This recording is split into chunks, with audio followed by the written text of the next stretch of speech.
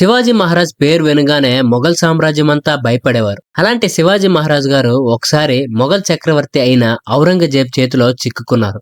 ఆగ్రా నగరంలో జైలు పాలయ్యారు. కానీ అతను అక్కడ ఉండలేదు. అతను జైలు నుంచి తప్పించుకున్న విధానం ఒక సినిమా కథలా ఉంటుంది. ఈ వీడియోలో అది తెలుసుకుందాం. మా వీడియోస్ మొదటిసారి చూసినట్లయితే మా ఛానల్ కు ఒక లైక్ చేయండి, షేర్ చేయండి, సబ్స్క్రైబ్ చేసుకోండి. మరిన్ని ఇంట్రెస్టింగ్ వీడియోస్ తోటి మీ ముందుకు వస్తాం. ఈ స్టోరీ ఏంటో చూద్దాం. శివాజీ మహారాజును ఔరంగజేబ్ ఢిల్లీ దర్బార్ కు ఆహ్వానించారు. బయటకు తెలిసింది ఏంటంటే సంధి అంటే ఒప్పందం కోసమని. కానీ ఇది వాస్తవానికి ఒక కుట్ర. శివాజీ మహారాజు తన కుమారుడు సంభాజీతో కలిసి ఆగ్రాకి చేరుకున్నారు. అక్కడ ఆయనకు తగిన గౌరవం ఇవ్వలేదు. అతన్ని నిర్లక్ష్యంగా ఒక బహదూర్ ఖాన్ అనే మొఘల్ అధికారికి అప్పగించారు. ఇది శివాజీ మహారాజుకి జరిగిన అవమానం. అతని ఆగ్రహం మరిగిపోయింది. ఔరంగజేబ్ శివాజీ మహారాజుని అక్కడే హత్య చేయాలని భావించారు. అంతే, శివాజీ మహారాజ్ తన తప్పించుకునే ప్రణాళిక రూపొందించడం ప్రారంభించారు. శివాజీ మహారాజ్ కి ఆరోగ్యం బాగోలేదని నాటకం వేశారు. ప్రతిరోజు తనకు మందులు, పండ్లు, స్వీట్లు పంపిస్తున్నట్లు మొఘల్ గార్డులు మానసికంగా అలవాటు పడ్డారు.